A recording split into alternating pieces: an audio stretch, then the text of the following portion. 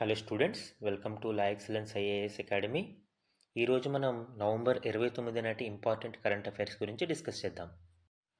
ఈరోజు ఈనాడు న్యూస్ పేపర్లో important topics to be covered మనం అబ్జర్వ్ చేస్తే, ఫస్ట్ వన్ అణు జలాంతర్గామి నుంచి బ్యాలిస్టిక్ క్షిపణి పరీక్ష. సో న్యూక్లియర్ సబ్మెరైన్ నుంచి బ్యాలిస్టిక్ క్షిపణి ప్రయోగం అనేది సక్సెస్ఫుల్గా కండక్ట్ చేయడం జరిగిందండి. ఇది మనకి సైన్స్ అండ్ టెక్నాలజీలో డిఫెన్స్ టెక్నాలజీ టాపిక్లో ఇంపార్టెంట్. అలానే సెకండ్ వన్ చూడండి, పారదర్శకతకు పాతర. సో కేంద్ర సమాచార మరియు రాష్ట్ర సమాచార కమిషనర్ల నియామకాలు, దానికి సంబంధించిన వేకెన్సీస్ గురించి సుప్రీంకోర్టు సీరియస్ అయింది. సో ఆ కంటెక్స్లో ఈ ఆర్టికల్ రావడం జరిగింది. ఇది పాలిటీలో మనకి ఇంపార్టెంట్. అలానే ఆయువును తీస్తున్న వాయు కాలుష్యం. సో ఎయిర్ పొల్యూషన్ వల్ల ప్రజలు ఎలా సఫర్ అవుతున్నారు, డెత్ రేట్, మార్టాలిటీ రేట్ ఎలా పెరుగుతుంది అనేది ఈ ఆర్టికల్లో మెన్షన్ చేయడం జరిగిందండి. ఇది మనకి ఎన్విరాన్మెంట్ అండ్ హెల్త్ టాపిక్లో ఇంపార్టెంట్. అండ్ సహకార రంగంలో 5.5 కోట్ల ప్రత్యక్ష ఉద్యోగాలు. అంటే ఇండియన్ కోఆపరేటివ్ సెక్టర్ అనేది 2030 నాటికి సుమారు 5.5 కోట్ల ప్రత్యక్ష ఉద్యోగాలని కల్పిస్తుంది అనేది మనకు ఒక రిపోర్ట్ అనేది రావడం జరిగిందండి. ఇది ఎకానమీ టాపిక్లో ఇంపార్టెంట్. అలానే జడ్జీల నియామకానికి రిజర్వేషన్ వర్తించదు, కేంద్రం ఈ ప్రకటన చేసింది. దానికి సంబంధించి మనకి పాలిటీలో ఈ కంటెక్స్ట్ ఇంపార్టెంట్ అండి. సో ఇవే కాకుండా అదర్ ఇంపార్టెంట్ కరెంట్ అఫైర్స్ అనేది కూడా మనము డిస్కస్ చేద్దాం. ఈరోజు మన ఫస్ట్ ఆర్టికల్ చూడండి, అణు జలాంతర్గామి నుంచి బ్యాలిస్టిక్ క్షిపణి పరీక్ష. సో భారతదేశం యొక్క రక్షణ సామర్థ్యాన్ని ప్రపంచ దేశాలకి తెలియజేసేలాగా భారతదేశం మరొక కీలక అస్త్రాన్ని ప్రయోగించిందండి. అణ్వస్త్ర సామర్థ్యం ఉన్న K4 బ్యాలిస్టిక్ క్షిపణిని అణుశక్తితో నడిచే INS అరిగాత్ అనే జలాంతర్గామి నుంచి ప్రయోగించింది. సక్సెస్ఫుల్గా దీనిని ప్రయోగించడం జరిగింది. ఇక్కడ మనం గుర్తుపెట్టుకోవాల్సిన పాయింట్స్ ఏంటంటే, ఏ న్యూక్లియర్ సబ్మెరైన్ని ఉపయోగించారు ఈ పరీక్ష కోసం, INS అరిఘాత్. అలానే ఏ బ్యాలిస్టిక్ మిజైల్ని దీంట్లో వినియోగించారు, K4 మిజైల్. సో ఈ రెండు పాయింట్స్ మనకి ఎగ్జామ్ పాయింట్ ఆఫ్ వ్యూలో ఇంపార్టెంట్ అండి. ఈ ప్రయోగంతో భారతదేశం నింగి నేలతో పాటు సముద్రం నుంచి కూడా క్షిపణులను ప్రయోగించగల సామర్థ్యం కలిగిన అతి కొద్ది దేశాల సరసన చేరిందండి. అంటే ల్యాండ్ ఎయిర్ స్ట్రైక్స్తో పాటు మనము నీటి నుంచి, సముద్రం నుంచి కూడా మనము ఈ క్షిపణులను ప్రయోగించే సామర్థ్యం కలిగి ఉన్నాం. So America, Russia, Britain, France, చైనాల తర్వాత బ్యాలిస్టిక్ క్షిపణులని ప్రయోగించగల అణు జలాంతర్గాములు కలిగిన దేశాల్లో భారతదేశం 6వ స్థానంలో ఉందండి. అలానే ఇక్కడ INS అరిఘాత్ గురించి మనం అబ్జర్వ్ చేస్తే, INS అరిఘాత్ అనేది మనకి ఆగస్టు 29న నౌకాదళంలో చేరింది. ఇది INS Arihant category, INS Arihant శ్రేణికి చెందిన ఒక రకమైన సబ్మెరైన్ అండి. సో దీనికి సంబంధించి ఇంపార్టెంట్ డీటెయిల్స్ మనం, INS అరిఘాత్ అనేది న్యూక్లియర్ క్యాపబుల్ సబ్మెరైన్. మనకి K4 అండ్ K15 మిజైల్స్ని లాంచ్ చేయగలిగే సామర్థ్యం కలిగి ఉంటుంది. K4 అనేది 3500 కిలోమీటర్స్ రేంజ్ కలిగి ఉంటుందండి. ఇది ఎగ్జామ్కి చాలా ఇంపార్టెంట్. ముఖ్యంగా మనము చైనాని దృష్టిలో పెట్టుకుని ఈ K4 మిజైల్ని తయారు చేయడం జరిగింది. అలానే K15 అనేది సాగరిక, దీని యొక్క రేంజ్ వచ్చి 750 కిలోమీటర్స్. సో INS అరిఘాత్ అనేది India's second indigenously designed and built Arihant class submarine. So Arihant class సబ్మెరైన్స్లో ఇది రెండవ మిజైల్ అండి. ఇది మనకి ఇండిజినస్లీ అంటే స్వదేశీయంగా తయారు చేయబడిన ఒక submarine, nuclear capable submarine. And Arihant class specifications చూడండి, లెంత్ వచ్చి 110 మీటర్స్ ఉంటుంది. అలానే డిస్ప్లేస్మెంట్ ఓవర్ 6000 టన్స్ ఉంటుందండి ఓవరాల్. అలానే క్రూ అంటే 95 మంది ఆ సబ్మెరైన్లో వాళ్ళకి క్యాపబిలిటీ కలిగి ఉంటుంది. అలానే సర్ఫేస్ స్పీడ్ 15 knots ఉంటుంది. అలానే సబ్మర్జ్డ్ స్పీడ్ వచ్చి అంటే మునిగినప్పుడు సుమారు 24 knots ఉంటుంది. సో ఈ విధంగా మనము అరిహంత్ క్లాస్ యొక్క స్పెసిఫికేషన్స్ కూడా మనం అబ్జర్వ్ చేయవచ్చు ఇక్కడ.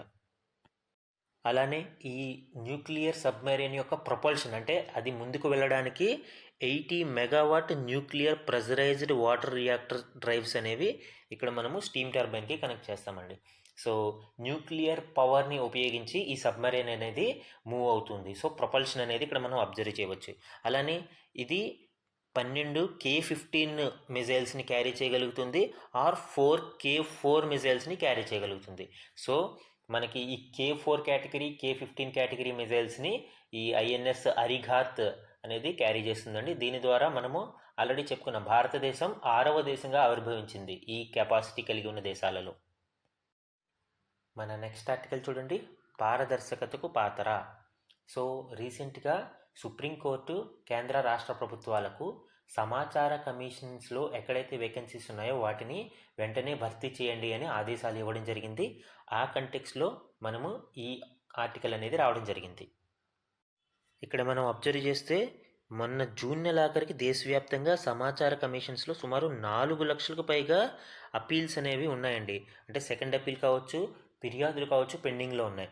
సో ఇవన్నీ రోజు రోజుకి పెరుగుతూ ఉండడం వలన, ఎస్పెషల్లీ ఈ వేకెన్సీస్ ఎక్కువగా ఉండడం వలన ఈ అపీల్స్ అనేవి అండ్ కేసెస్ అనేవి పరిష్కారం కాకుండా మిగిలిపోతున్నాయి. ఈ పెండింగ్ని దృష్టిలో పెట్టుకుని సుప్రీంకోర్టు రియాక్ట్ అవ్వడం జరిగింది.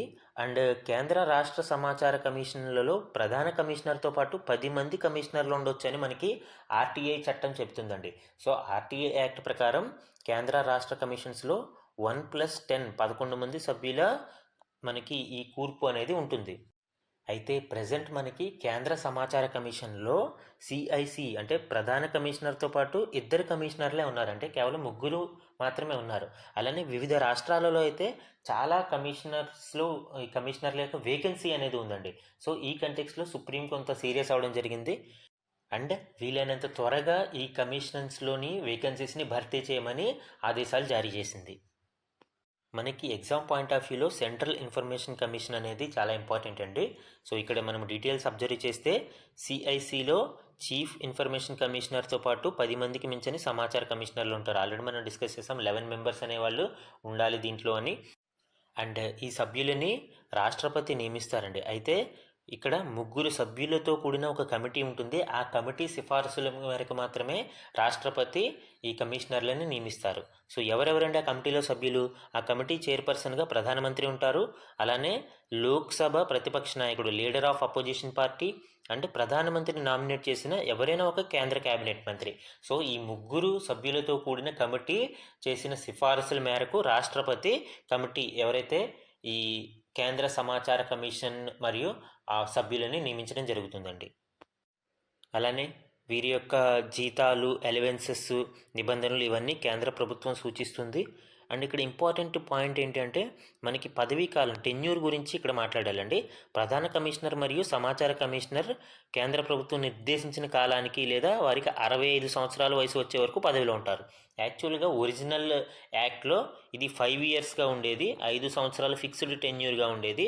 బట్ రీసెంట్గా జరిగిన అమెండ్మెంట్ అంటే 2019 అమెండ్మెంట్ ప్రకారం దీనిని కేంద్ర ప్రభుత్వం నిర్దేశించిన కాలానికి అనేది పరిమితం చేశారు. అంటే సెంట్రల్ గవర్నమెంట్ ఎంత టెన్యూర్ ఫిక్స్ చేస్తే అంత మేరకు వీళ్ళు పనిచేయాల్సి ఉంటుంది. సో 5 ఇయర్స్ ఫిక్స్డ్ టెన్యూర్ అనేది తొలగించడం జరిగిందండి. మన నెక్స్ట్ ఆర్టికల్ చూడండి.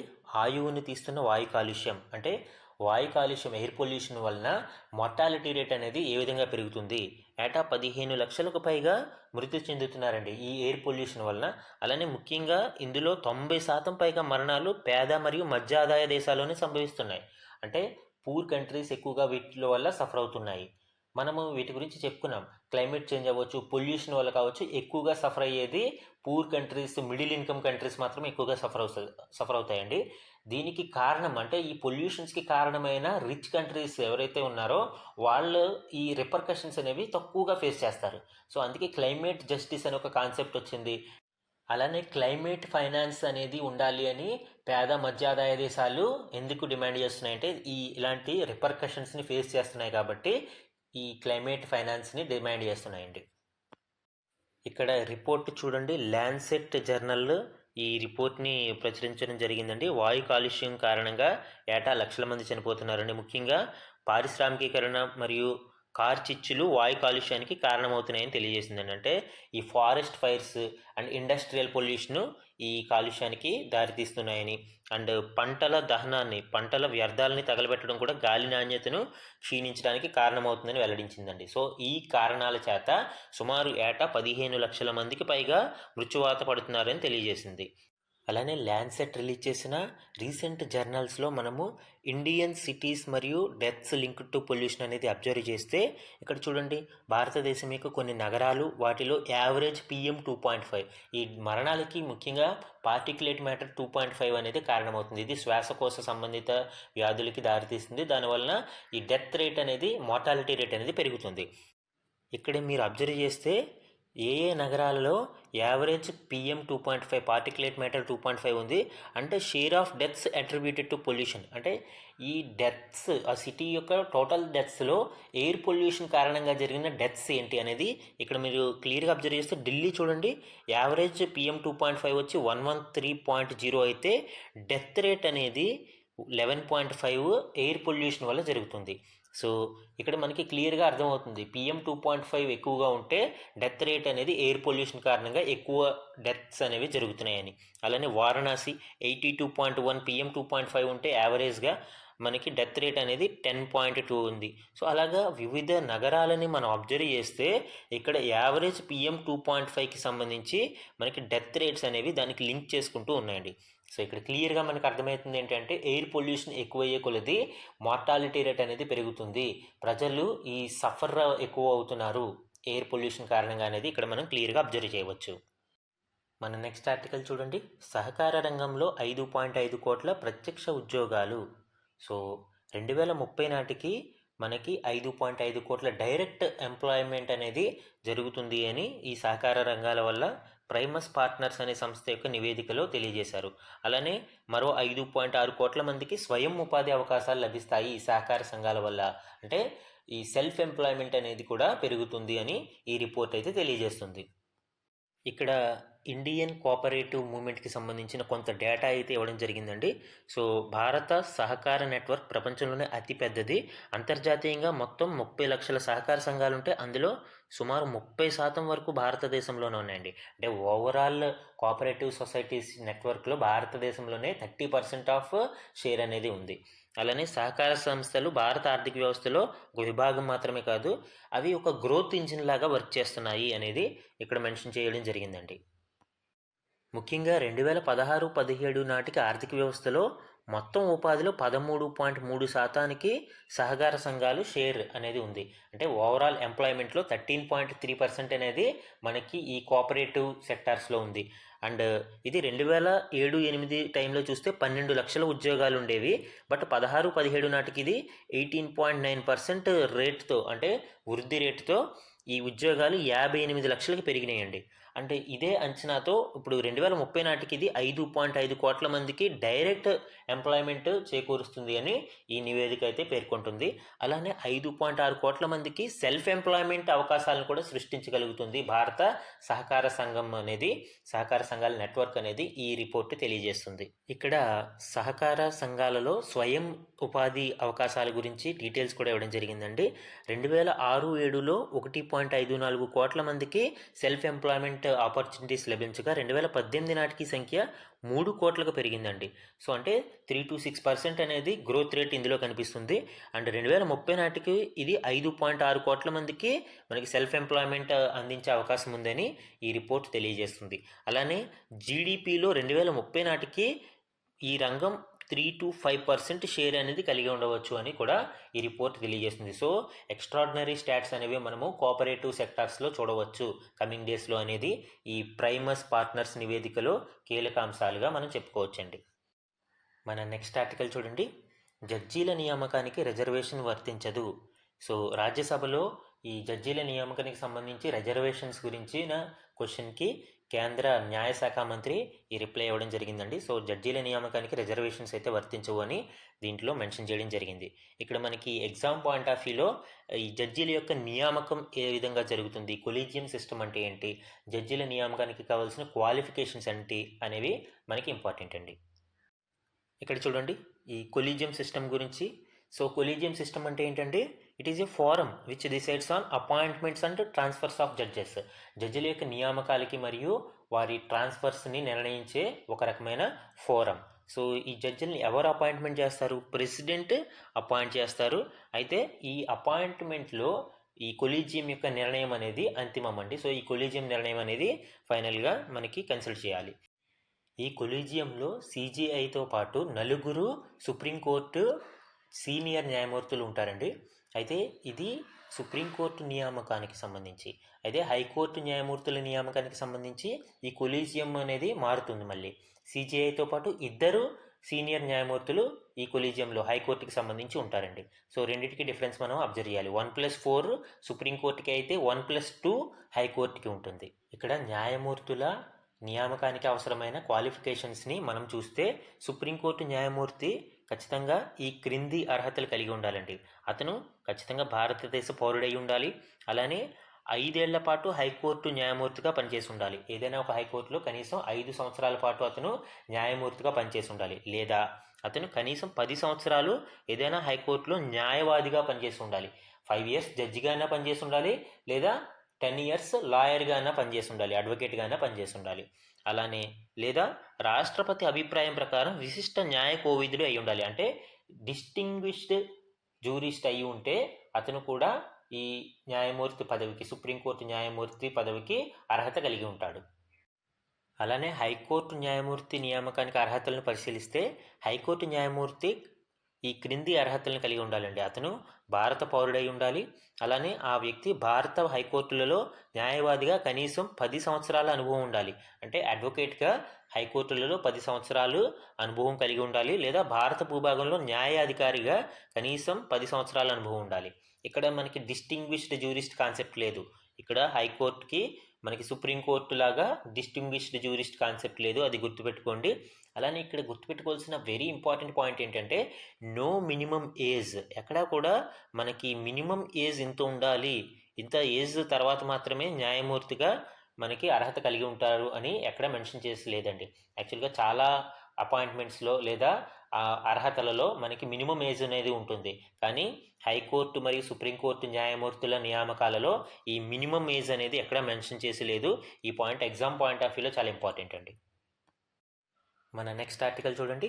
బీచ్ శాండ్ తవ్వకాలు ప్రైవేటుకు ఇవ్వము. సో కేంద్ర మంత్రి జితేంద్ర సింగ్ స్పష్టం చేయడం జరిగిందండి. సో ఈ సముద్ర తీరాలలో ఉండే బీచ్ శాండ్ మైనింగ్ అనేది ప్రైవేటు సంస్థలకు ఇవ్వము అని ఆయన స్పష్టం చేశారు. దీనికి రీజన్ ఏంటండి? బీచ్ శాండ్ అనేది సముద్ర తీర ప్రాంతాలలో అణుధార్మికత మూలకాలతో కూడిన బీచ్ శాండ్ అనేది మైన్స్ అండ్ మినరల్స్ చట్టంలోని తెలుగు షెడ్యూల్లో పార్ట్ బి కింద కొనసాగుతుంది. అంటే ఇవి ప్రైవేటు సంస్థలకి కేటాయించకూడదు. ఎందుకు? ఇది అటామిక్ మినరల్స్ కన్సెషన్ రూల్స్ 2019 పరిధిలోకి వస్తాయి. సో అలాంటి అణుధార్మిక మూలకాలున్న ఖనిజాల తవ్వకాలని ప్రైవేటు సంస్థలకి ఇవ్వము అని ఈ బీచ్ శాండ్ మైనింగ్కి సంబంధించి కేంద్ర మంత్రి స్పష్టం చేయడం జరిగిందండి. యాక్చువల్గా ఇక్కడ మనం బీచ్ శాండ్ గురించి అబ్జర్వ్ చేస్తే బీచ్ శాండ్లో మొనజైట్ నిల్వలు ఎక్కువగా ఉంటాయి. ఈ మొనజైట్ అనేది మనకి ఎక్కువగా ఈ థోరియం డిపాజిట్స్ని కలిగి ఉంటుంది. మనకి భారతదేశ న్యూక్లియర్ పాలసీ ఏదైతే ఉందో మనకి విద్యుత్కి సంబంధించి అణు విద్యుత్ యొక్క పాలసీ ఏదైతే ఉందో అది 3 స్టేజ్ పాలసీ అండి. ముఖ్యంగా మనము ఈ పాలసీని ఈ థోరియం నిల్వలని భారతదేశంలో ఎక్కువగా లభించే ఈ థోరియం నిల్వల్ని దృష్టిలో పెట్టుకుని ఆ పాలసీని డిజైన్ చేయడం జరిగింది. మనం ఆ పాలసీ గురించి అబ్జర్వ్ చేద్దాము. ముఖ్యంగా మనకి ఈ థోరియం డిపాజిట్స్ ఎక్కడ ఎక్కువగా లభిస్తాయి అంటే కేరళ రాష్ట్రంలోని చవారా బీచ్లో ఎక్కువగా లభిస్తాయి.